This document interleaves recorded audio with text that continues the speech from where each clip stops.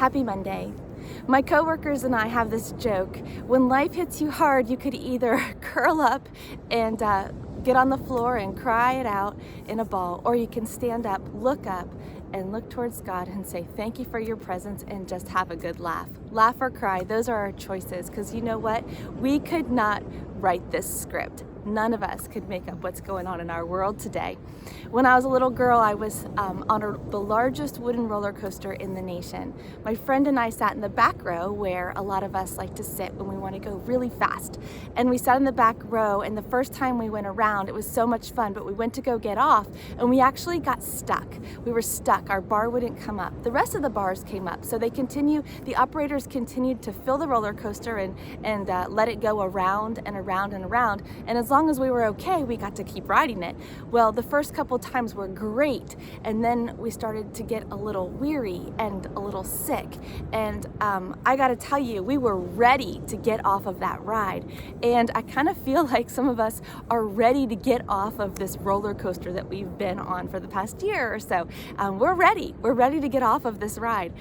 But God is telling us that He is not finished with us yet. And in the whisper, He keeps sending me back to Exodus 3. In many devotionals the past week, couple weeks, He keeps revealing Exodus 3 to me, where Moses meets God in the burning bush. And I just want to read that to you this morning.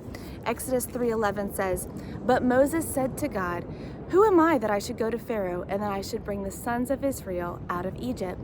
And he said, 'Certainly I will be with you, and this shall be the sign to you, that it is I who have sent you. When you have brought the people out of Egypt, you shall worship God at the mountain.' Then Moses said to God, 'Behold, I am going to the sons of Israel, and I will say to them, the God of your fathers has sent me to you. Now they may say to me, what is his name?' And Moses says, 'What shall I say to them?' God says to Moses, 'I am who I am.' And he said, 'Thus you shall say to the sons of Israel, I am has sent me to you.'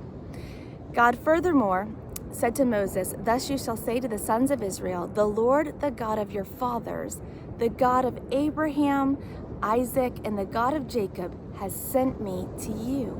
This is my name forever, and this is my memorial name to all generations.'" Wow. Change is certain. Christ is constant. In the midst of the craziness, God reminds me He is the same God who was with Abraham, Isaac, and Jacob, and even more throughout the Old and New Testament, including Jesus. I am that I am, the self-existent one.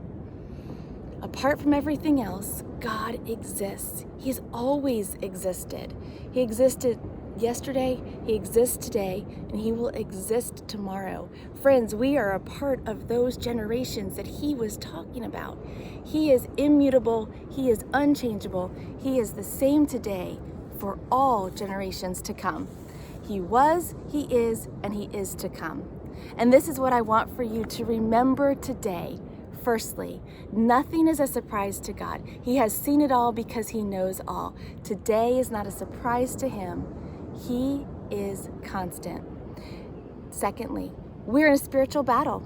The world is constantly changing because we live in a fallen and a broken world. Change is certain, Christ is constant. Hold on to this from the Old Testament. God reads to us. God says, Psalm 102, 26 through 27, "They will perish, but you endure. They will all wear out like a garment. You change them like clothing, and they pass away. But you are the same, and your years have no end." Where it says, "but you are the same," it means you are the great I am. You are the one who will always be the same.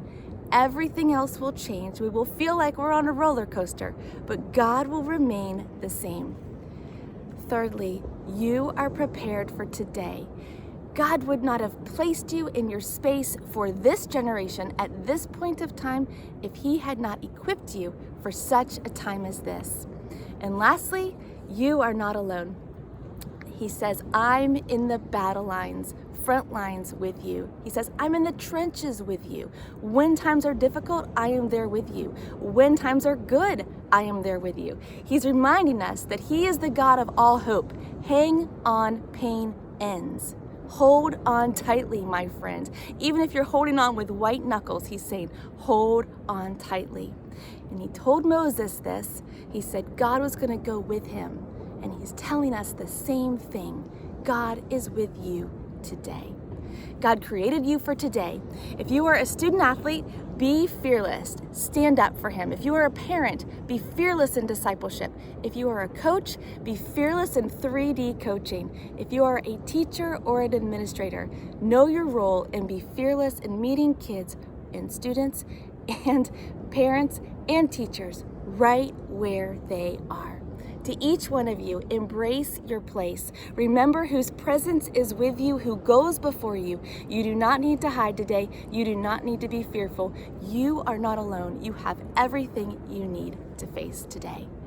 Students, friends, teachers, administrators, coaches, athletes, you've got this today because He has you. These truths come from God's Word. God's Word is true. God's Word is enough. You are so loved. Happy Monday.